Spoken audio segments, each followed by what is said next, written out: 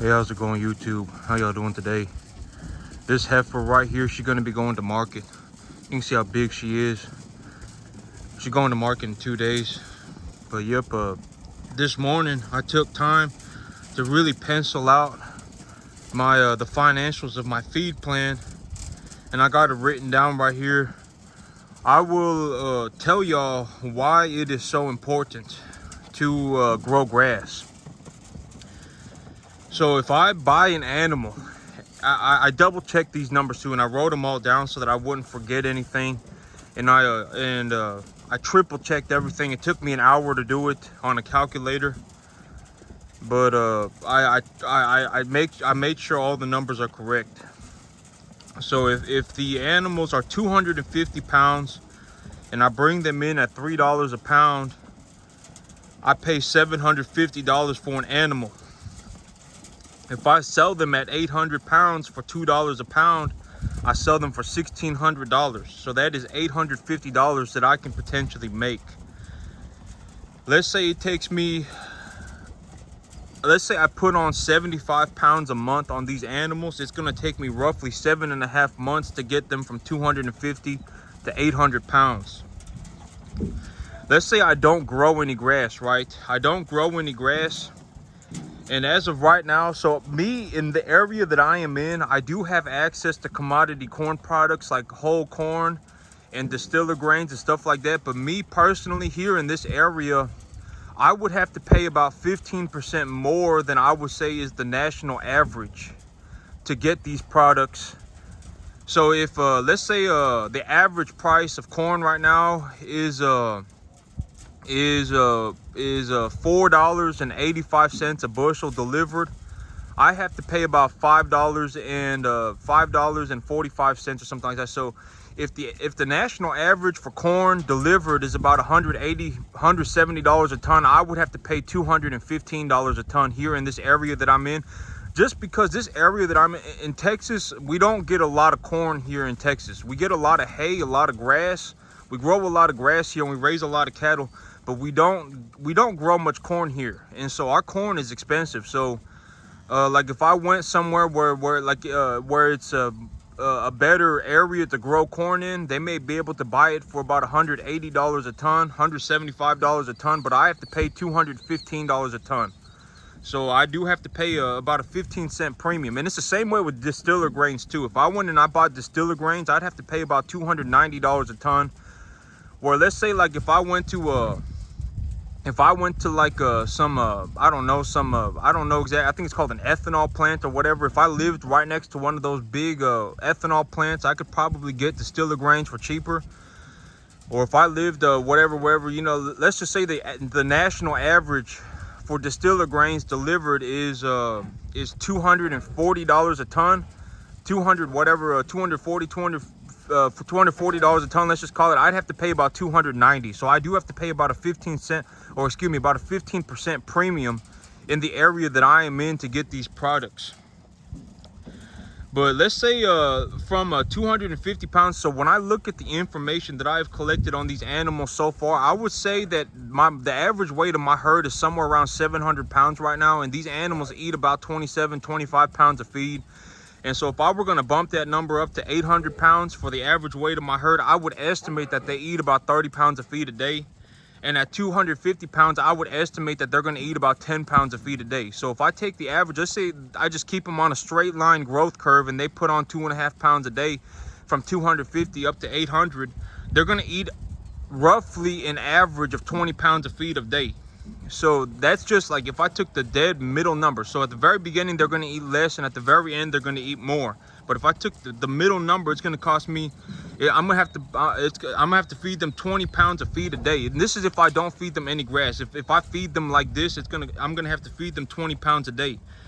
So if I feed them 20 pounds a day, and as of right now, if I want to give these animals a TDN diet of about 70%, so I want to make sure that their diet is about 70% TDN, and I also want to make sure that their diet is somewhere around 14, 15, 16% protein. I would have to pay about $250 a ton. So for a tonnage of feed, I'd have to pay about, if I want to make sure that certain parameters are met, the TDN is at that level and the protein levels are at that level, I would have to pay about $250 a ton for that feed. And so, and I can get this feed from local farms, or I can even get it from the commodity broker. I do have access to distiller grains and stuff like that. I just corn products are a little bit more expensive for me than they are for the national average. But it would cost me about for 20 pounds of feed at $250 a ton. It would cost, and if I had to feed 20 pounds a day, it would cost me $2.50 a day to feed the animals. And over 7.5 months, that turns into $562.50. And so if I can make $850 on these animals, I would have to subtract the cost that it took for me to raise these animals, which would be $562.50. So I would have about $290 left over that I could make.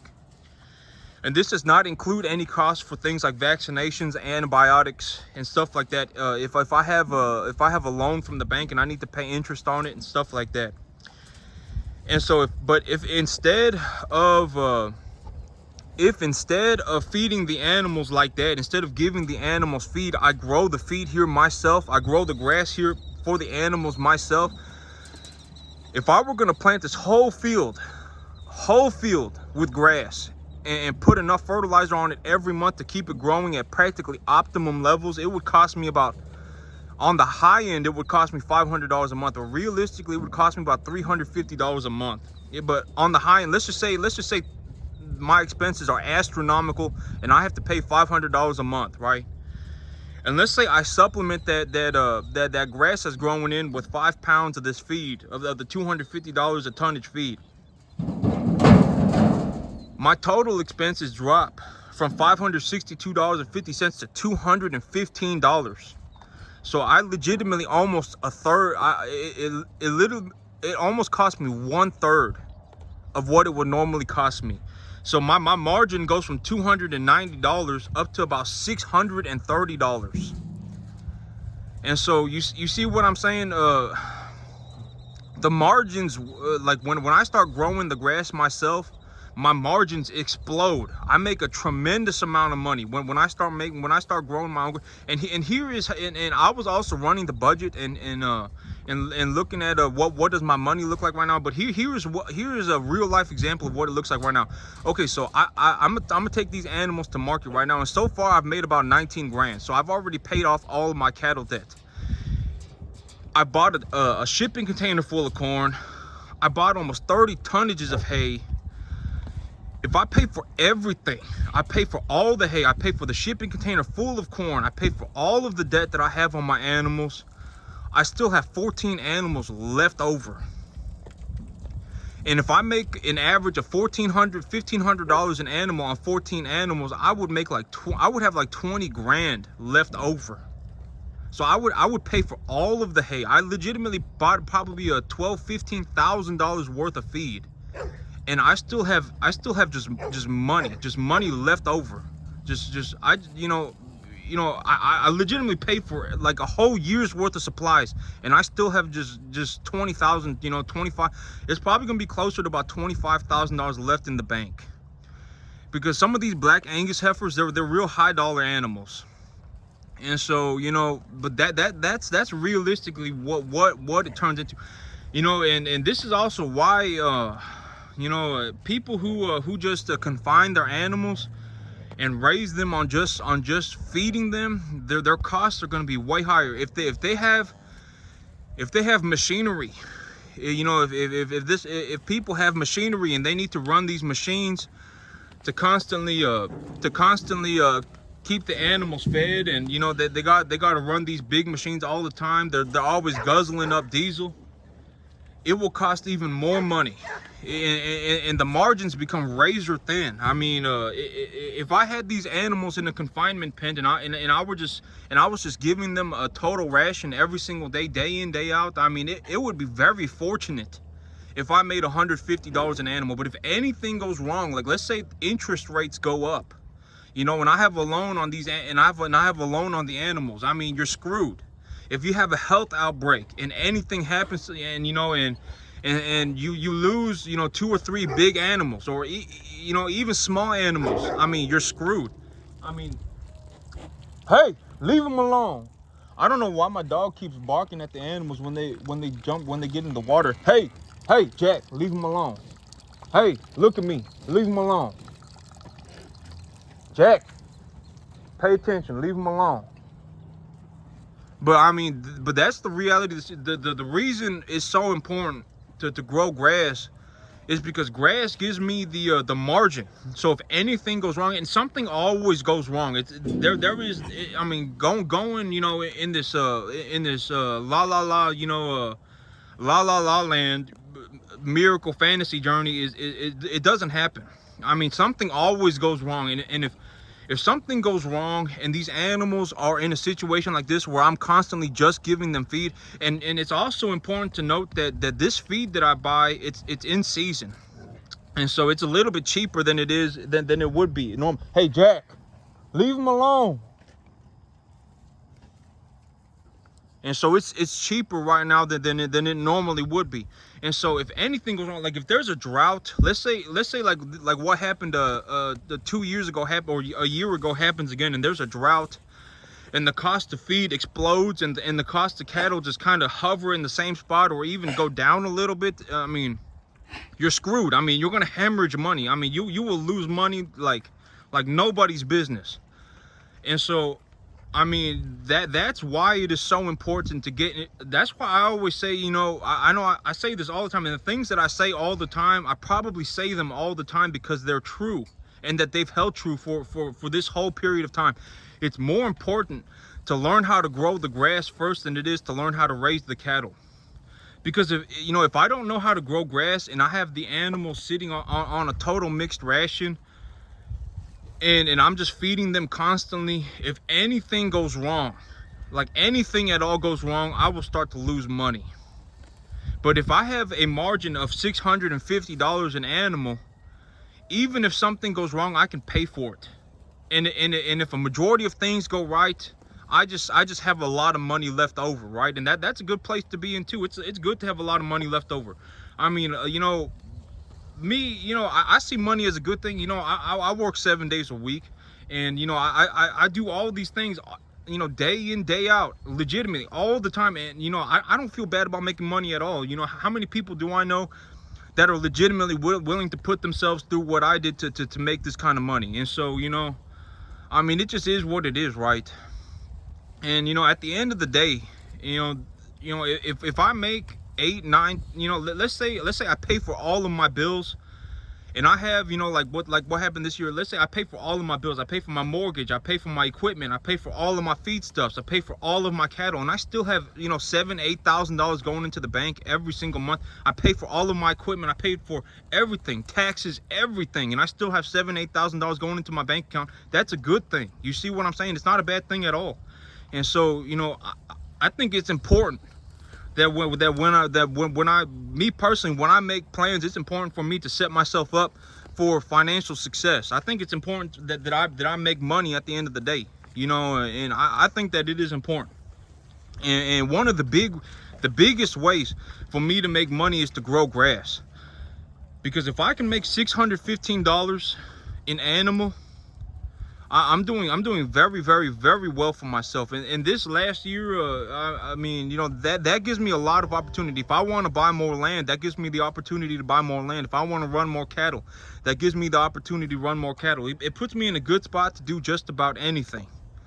And so, you know, do I think the cattle market is going to continue to go? You know, over about the last year, the cattle market has gone up in a straight vertical line, almost 75% over the last 6 months. The cattle market has just gone up in a straight vertical line. And so, do I think that that's going to happen again?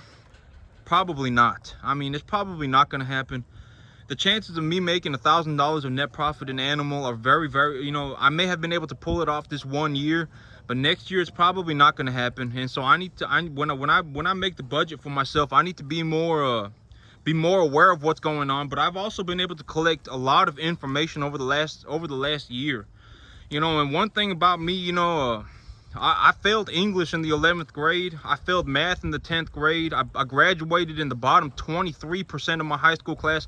I was a horrible, I mean, I just could not do school. I don't know why. I think I missed like 45 days a year of school. I just, why would I go up to, I just did not do well. And so, I don't, I wouldn't exactly say that I'm the smartest, I'm the smartest person on the planet. I'm probably not. I'm probably not even close. And so, a lot of these things, if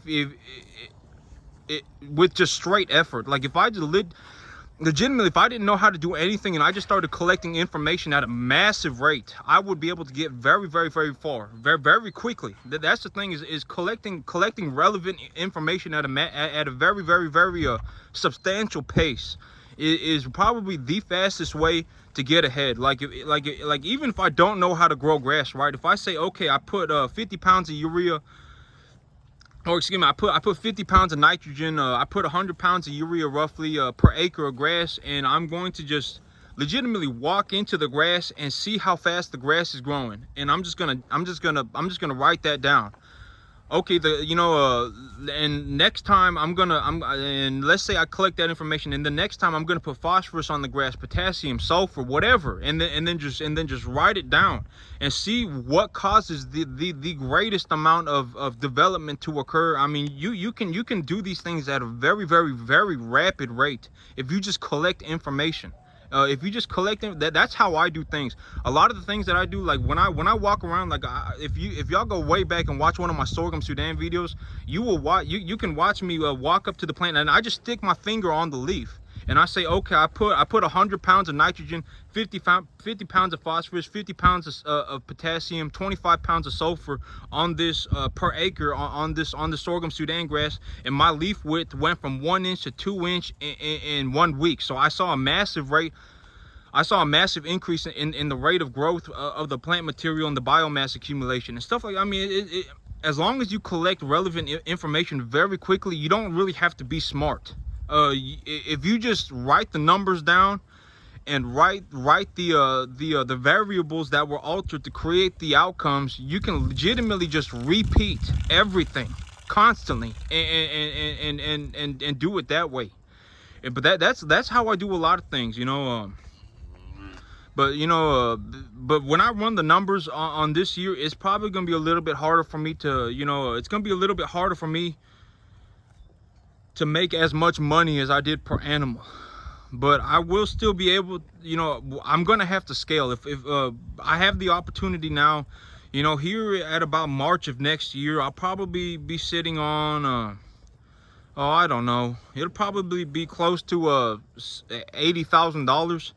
And so if I have $80,000 in my bank account, maybe the banker, well, I mean, I have to go and talk to the banker, because I got to see if the bankers will give me a loan. I need a loan to buy more land. If I'm going to scale, if I'm going to make more money long term, I need to get off of this 10-acre piece of land. I need to buy myself more land, and I need to, yep, I need to scale. I need to buy more land, and I need to buy more cattle. But if I'm going to do that, I need a loan. The chances of me pulling that off of straight cash it is easier. I know that this is not financial advice. People can go and do whatever they want. It is easier for me to pay the bank. It is more realistic. I'm not going to say easier, because nothing here is easy. I mean, running cattle is almost impossibly difficult. I mean, if you met anybody who legitimately is convinced that they're going to run 500 cattle a year by themselves, I mean, most people, I mean, except for the person who's actually going to do it, I mean, maybe almost nobody can pull that off. It's going to be almost impossible. And when I look at it, I genuinely believe that I can achieve it. I just need to get a good plan together, and I just need to go for it. But it is more realistic for me to pay the bank $750 a month than it is for me to save 150 grand. So if I pay the bank $750 a month, they will give me the 150 grand on a 30-year finance for a real estate deal. And so it's more realistic for me to just pay the bank $750 a month. And so this is how I live. If I pay the bank $750 a month, right? If I pay the bank, let's say I buy a 20-acre piece of land, and that 20-acre piece of land costs me $1,200 a month.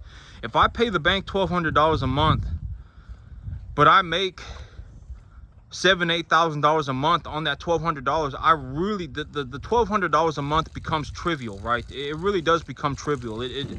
You know, and it just is what it is. I mean, when I make money like this, you know, like when I run cattle, you know, and I make $8,000 a month, the $500 a month that it costs me to run this business is not what I think about. Okay, it's just not. At the end of the day, it's not. If I fed all of these animals, if I paid for everything and I fed all of these animals, if I fed all 30 tons of hay and I fed the entire shipping container worth of corn, I would and I had to liquidate my animals to pay for everything, I would still have 14 animals left over. And so the money that I have left over is extreme. And so I don't really care. I don't really worry about the what it costs me to run the business. If the business is extremely profitable, I focus on the profitability before I focus on the expenses. And so, you know, and I swear, you know, I absolutely promise, I swear it on my life, you know, damn my soul if I lie. I absolutely swear, promise that, you know, if anybody has a good idea and they think that they can make a positive return on it, a significant positive return, you can borrow $10,000 from the bank for $100 a month. You know, a lot of people don't know that, but you can. I absolutely, you know, even right now when interest rates are high, the bankers told me that they would give me the loan again.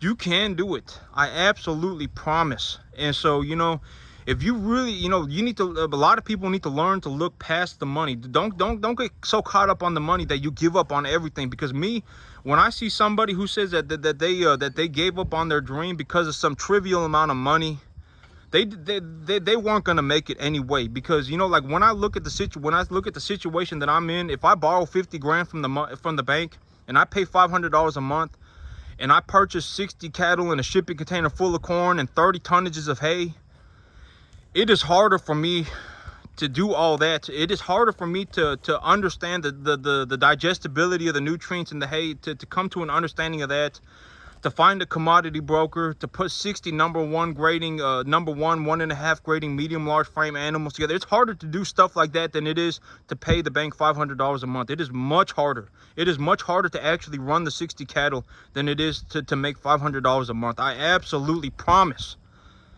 And so, you know, I swear it on my life. And so, you know, I mean, it just is what it is. And I'm not saying it just is what it is, you know, I absolutely swear, promise, 100% that if you have a decent credit score, if your credit score is somewhere over 700, you can borrow 10 grand from the bank for $100 a month. And it doesn't take much. I took my credit score from a 550 to a 750 in like 7 months. You just have to open up 3 credit cards and use one for gas, use one for groceries, and use one for bills, and pay it off at the end of the month every month. And in 7 months, you'll have a 750 credit score. And so it just is what, I mean, I'm not going to say that again. I'm not going to say it is what it is, because maybe you know, it's whatever, but nothing is what it is, right? So, but I absolutely promise, I swear it on my soul, anybody can go into the bank right now and borrow 10 grand from the bank for $100 a month. And if you can make a positive return on that 10 grand or on whatever amount of money, if you can make a 25% return, and you're almost 90% certain that you've got a good idea, and that you're willing to legitimately throw yourself into the chaos of the abyss, right? I mean, going into debt, it's nerve-wracking. I mean, sitting there and going, dang, like, you know, I'm about to take a loan for $500,000, stuff like that. It's nerve-wracking, right? And, you know, to sit there and say, you know what, I'm legitimately still gonna do this. You know, I'm still gonna go for it, and I genuinely believe that I can achieve this. If you think that you can make a 50% return on the capital, you can borrow the money from the bank. You can. That's how I did it. You know, I borrowed 20 grand from the bank, and I turned it into almost 80 grand in the last year. 80, you know, maybe actually I probably turned it into about 60 grand, because if I make 100 grand a year and it's only been 6 months, I probably turned that 20 grand into 60 grand. And by the time the year is over, I'll probably have made another 40 grand, maybe even a little bit more. Maybe I'd have made 50 grand. And so I do a little bit over 100,000 a year on my 10 acres running cattle. And so that's the numbers right now. But that's it for me today, YouTube. Y'all have a good one.